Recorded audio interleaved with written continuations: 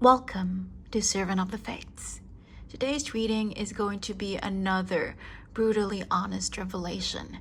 It's going to be about the legacy that you will leave behind. It doesn't mean that this is your whole life story. It doesn't mean that this is the truth of what you left and created in this world, but this is the one thing that people will remember about you long after you're gone.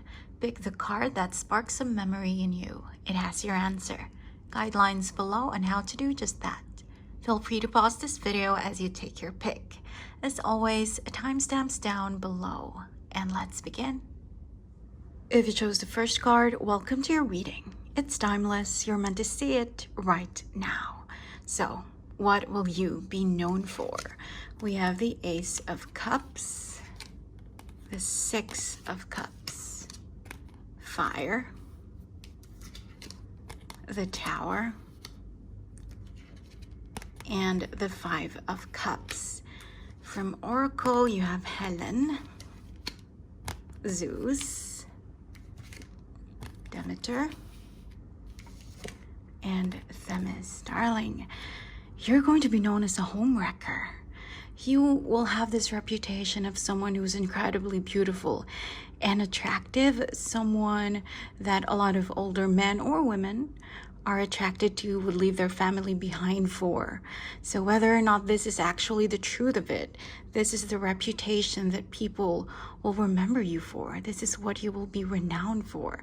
Helen of Troy, someone who ruins marriages, someone who ends stable relationships. And then with the Ace of Cups here and the Six of Cups, you're going to be someone's new love, someone who's younger. Those guys or those women who have midlife crisis, and by the time they're 50, 55, they just want to get a new spouse.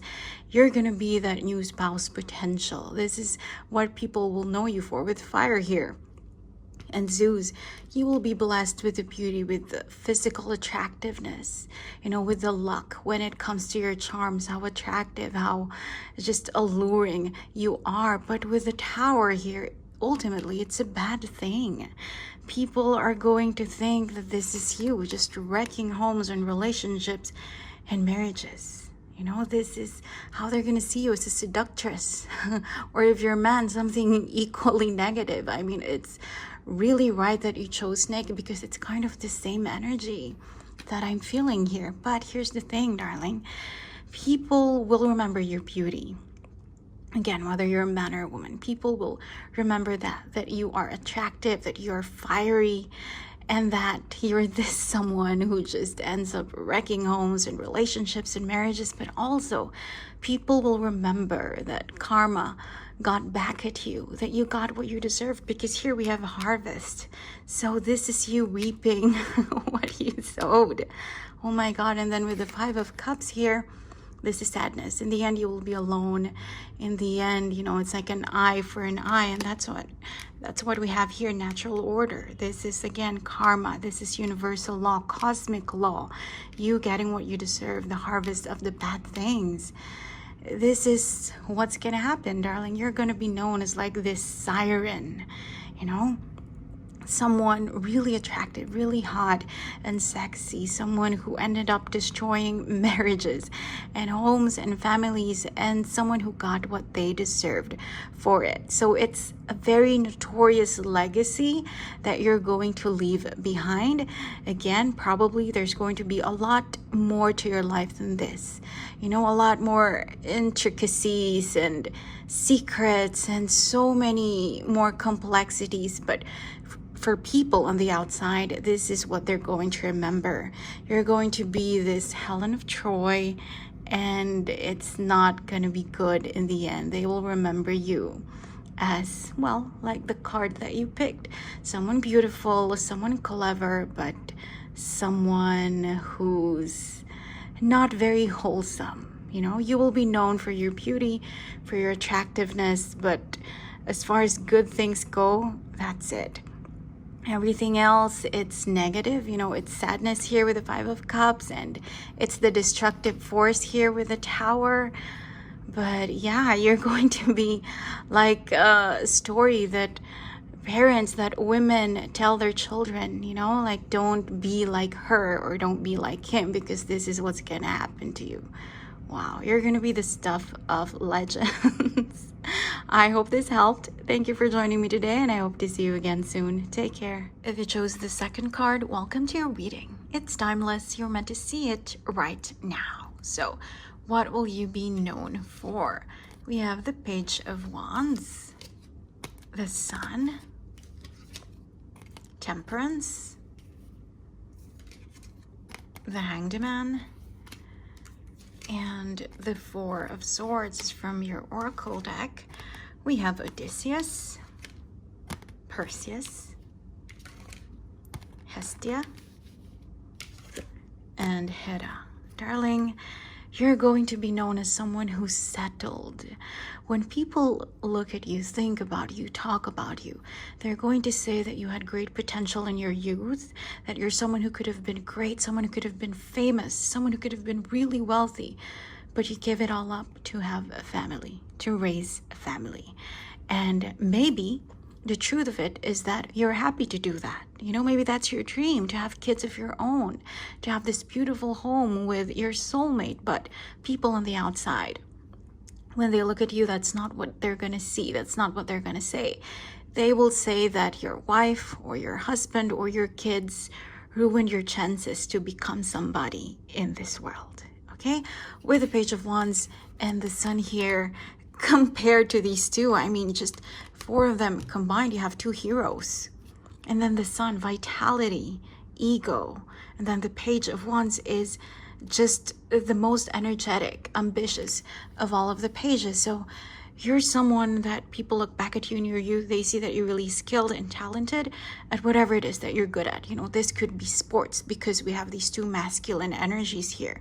Or this could be singing because we have the Sun. We have fire. This could be music. This could be the arts, not just sports. It could even be finances. You know, whatever it is that you're good at, people will say that you're blessed with it, that you're kind of a genius in your field, at your industry. You're someone really good with the potential to truly shine. But then towards your 20s, 30s, maybe if you're a man, you'll get someone pregnant. Maybe if you're a woman, you'll get pregnant, you know, before marriage. And then that's when these boring cards come in from the Sun and this fighter and these heroes. Suddenly you have Temperance. This is like, you know, calm energy, chill energy, nothing happening. The Hangman is an extension of that stagnation, a reversal of everything that came before. And then the Four of Swords, this is warriors not fighting anymore, resting. And here we have home and we have duty as well. So this is what people will remember you for, darling. Someone who had the potential to be great at your career, or someone who had the potential to be wealthy, really, and successful, but family will come in. You know, you will have a family of your own, marriage, and you will focus all of your energies on that. You're going to be a good mom with Hestia here, or dad. And then with Hera, you're going to be like the provider of your family, whether you're a man or a woman. You're just going to be very responsible, reliable, an excellent partner, a devoted parent, but people are not going to see it that way. It doesn't matter though, because what we're talking about is not how you feel, but the legacy that you're going to leave behind, what people will think about you. And yeah, that's what they will say, darling, that you're someone who's settled, someone who didn't fulfill your great potential, you know, the potential of your youth. You're someone who didn't shine fully like the sun that you could be because of that lover and because of those burdensome children. Okay, that's what they're going to say. But how you feel is what really matters in the end. But now you know, when people look at you right now, they see you as someone with great potential, but in the end, they're going to lament that. They're going to be saddened by the fact that you were not able to live up to it because family got in the way. I hope this helped. Thank you for joining me today, and I hope to see you again soon. Take care. If you chose the third card, welcome to your reading. It's timeless. You're meant to see it right now. So what will you be known for? We have the Four of Pentacles, the Ace of Pentacles, the Emperor, the Chariot, and the Queen of Wands. From your oracle deck, we have Prometheus, the Mire, the Fates, Hebe, and Mnemosyne. Darling, you're gonna be known as someone who sacrificed love for wealth. Someone who vowed not to have a romantic life so you can be successful and wealthy and independent and happy. And people will admire it. People will find it as inspiring instead of sad, because you have inspiration here. You have Mnemosyne and you have the Queen of Wands. This is, of all the queens, she's the most popular, because she's the most beautiful and also the most extroverted, you know, the most engaging. And people just think that she's someone to look up to, someone to admire, someone to try to be like. So people will really admire this thing about you. Your independence, your drive for success, being a career woman or man. Being a workaholic, not so much, okay? They will not use that word to describe you, because workaholic, some people admire workaholics, but others think you're being stupid if you don't have enough time for your own life, for recreation, right? And to you, it's not going to be like that. People will think that, yes, you prioritize money, you prioritize success, your career, but also you make sure you have ample time to travel, to rest, you know, to just treat yourself. And that's why people will really admire it. But they will know, when they look back at your life, they will know that you gave up something for this, that you consciously decided, I'm not going to have a family of my own. I'm not going to get married. I'm not going to have kids. I'm going to focus on making money. With the Four of Pentacles here, people will say that you started out poor or, you know, lower middle class. That kind of family is where you would have come from. This is what they're going to say, because this is the card of conservation, you know, having enough but not, you know, an abundant amount of material resources. But then you're going to change that of your own accord. The Ace of Pentacles, this is the beginning of wealth, and eventually in the middle of your spread, the Emperor. So this is you being a master of the material world. This is you being rich and wealthy. And this is also beside the Chariot. So this is success, not just in the monetary realm, but this is your glory, your prestige, your renown. When people look at you, they're just going to see you as kind of like an idol, almost someone that they admire, someone that they want to be like their own personal celebrity, you know, to the people in your community, to the people in your social circle, in your neighborhood. You're like this very victorious, triumphant woman or man who's just on top of the world. And again, with the Queen of Wands, someone very attractive too. But here we go, we have sacrifice here with Prometheus. So they know that you decided your destiny, your fate is to have wealth and success and independence and that kind of individualist happiness instead of a family of your own, okay? So people will know that that is not something that's sad, that you weren't able to find your soulmate, that you're not able to have kids. No, they will know that you decided that that's what's going to happen. So when people look at you, they just see the Emperor.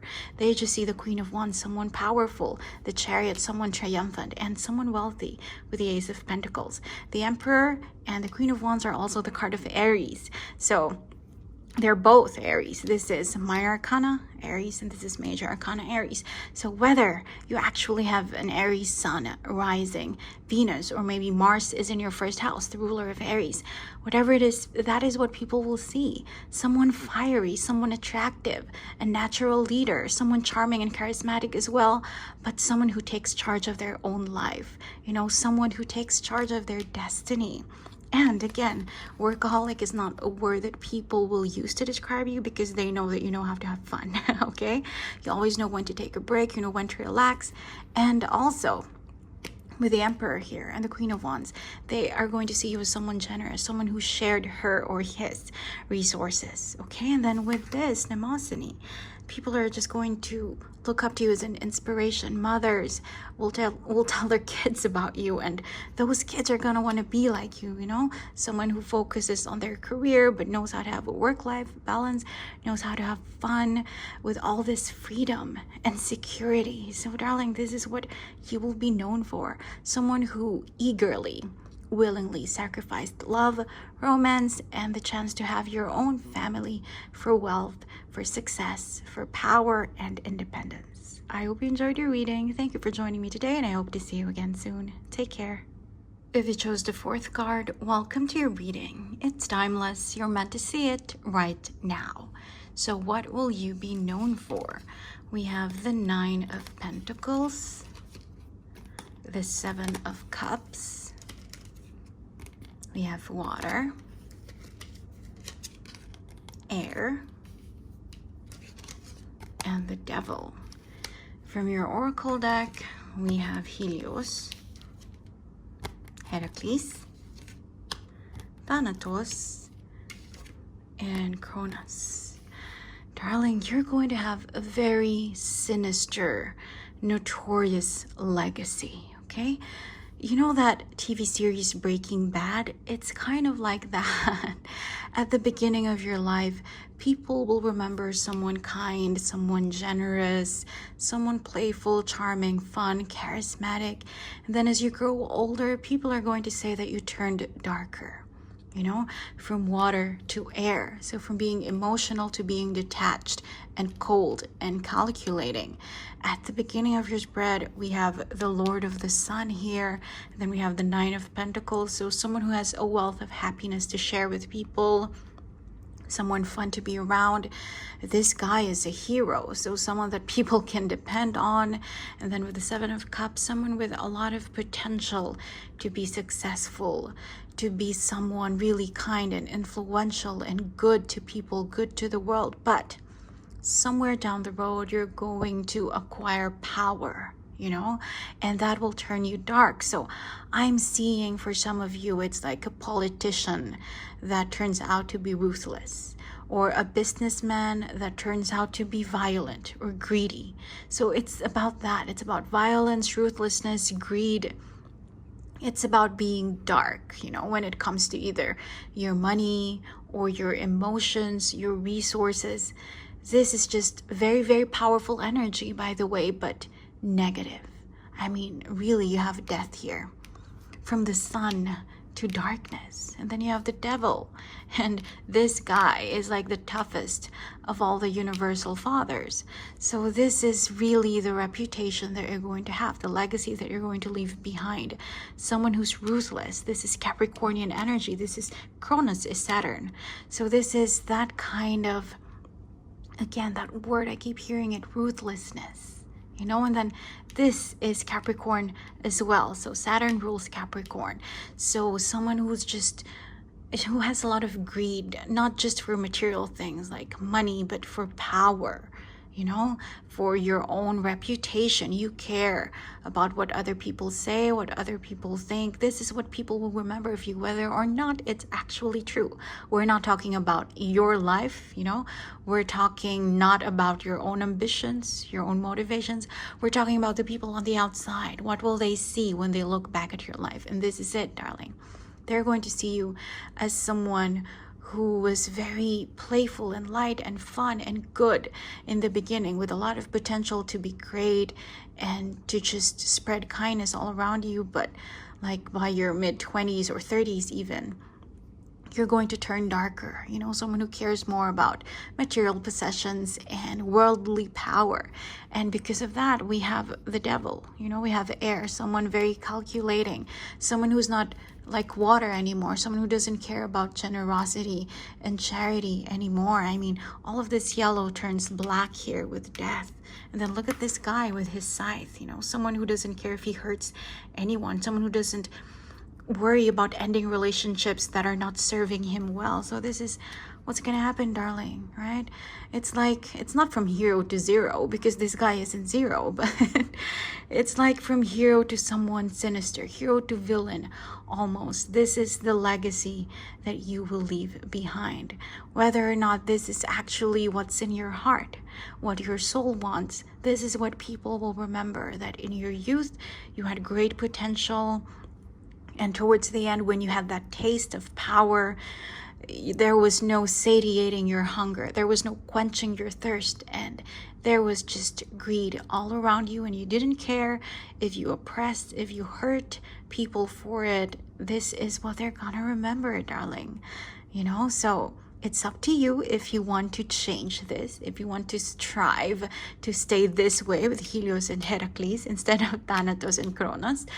But this isn't necessarily the story of your life. This is just what people will remember. So it's up to you if you want to, accept this notoriety, or if you're on the path to changing it. But either way, this is the legacy you're going to leave behind. Something sinister, something dark. I hope this helped. Thank you for joining me today, and I hope to see you again soon. Take care.